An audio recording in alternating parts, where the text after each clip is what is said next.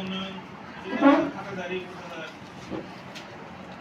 উদ্যোগে কাটিরের মহিলা কৃষিকর্মের ব্যবস্থাপনা সহযোগিতায় এক সপ্তাহমেয়াদী ইন্ডাস্ট্রিজ প্রশিক্ষণের আজকের এই উদ্যোগটি মাননীয় প্রধান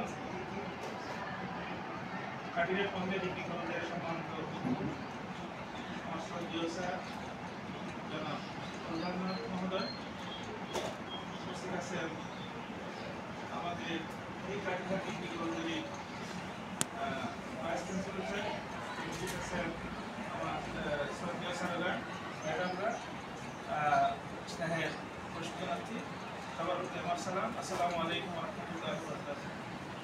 আমি দেখছি স্যার প্রচণ্ড ব্যস্ত, উনি সুদুন্নত খাতে আসছে। আসলে ওনার টেবিলের সামনে প্রচুর কাগজপত্র, একটা বাতাস উড়ে যায়, একটা উড়ে গেলে একেবারে এলোমেলা হয়ে যাবে।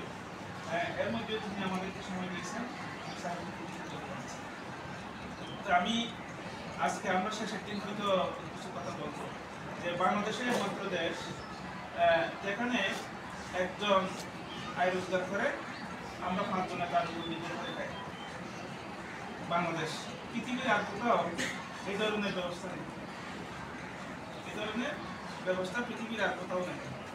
সেক্ষেত্রে আমি বর্তমান যে আমার বেতন খুব একটা কম না, আমাকে চিন্তা করতে হচ্ছে, তারপরেও আমাকে চিন্তা করতে হচ্ছে টিচারের বেতন, ঘর ভাড়া, খাবার দাবার, সামাজিকতা ইত্যাদি মিলিয়ে আমার যে খাওয়াখানি প্রতি মাসে আমার মানে রাতের একটা অংশ হিসাব নিকাশের মধ্যে যায়। কেন? একজনের উপর নির্ভর বলে। যদি এরকম হতো পাশাপাশি আরেকজন যদি আয় রোজগারের পথ থাকতে, তাহলে আমাদের এই চিন্তাটা একটু কমে আসতো। আমি বলি না যে আপনাদের অনার্স পড়ুয়া প্রশিক্ষণার্থী বা শিক্ষার্থী যারা আছেন আপনারা ভালো অন্য কোথাও ভালো চাকরি বাকরি হোক, এটা আমি কামনা করি, কিন্তু এটাও যে কম না সেটা এভাবে বলি যে আপনি কি চাকরি করবেন নাকি চাকরি দেবেন। আমাদের নিগার সুলতানা মুনমুন, নিগার শর্মিন, ইনি ওনার আপনাদের কয়জন আছে আপনাদের কাজ করে আপনার আন্ডারে? 50 জন বিভিন্নভাবে আছে। অর্থাৎ উনি চাকরি দিয়েছে তা নয়, উনি উদ্বুদ্ধ করে তাদের একটা সমিতির মাধ্যমে, গ্রামীণ ভিত্তিক সমিতির মাধ্যমে তারা আয় রোজগার করতেছে, সংসারের প্রতি কিছুটা সাপোর্ট দিচ্ছে। এই সাপোর্টটা যদি আমরা দেই তাহলে ভবিষ্যতে আমার যে চিন্তা ভাবনা যে একজনের উপর আয়, যে টিচারের বেতন, ঘর ভাড়া ইত্যাদি মিলিয়ে একটা সংখ্যা কমবে।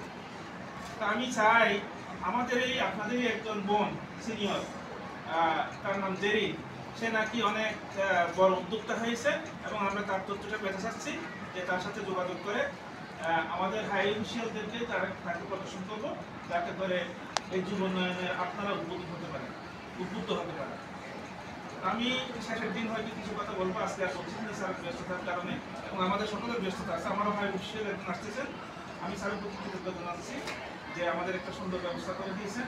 আমাদের নাসির স্যার আছে, ম্যাডাম আছে, ওনারা সহযোগিতা আছে, এই স্যার ও ম্যাডাম আছেন, প্রত্যেকে আমাদেরকে সহযোগিতা করেছেন, গতবারও করেছেন, এবারও করতেছেন এবং ভবিষ্যতেও আশা করি আমরা এই সহযোগিতা পাবো। আমি সবাই প্রতি কৃতজ্ঞতা জানাচ্ছি, ধন্যবাদ জানাচ্ছি। ভালো থাকুন, সুস্থ থাকুন। আসসালামু আলাইকুম।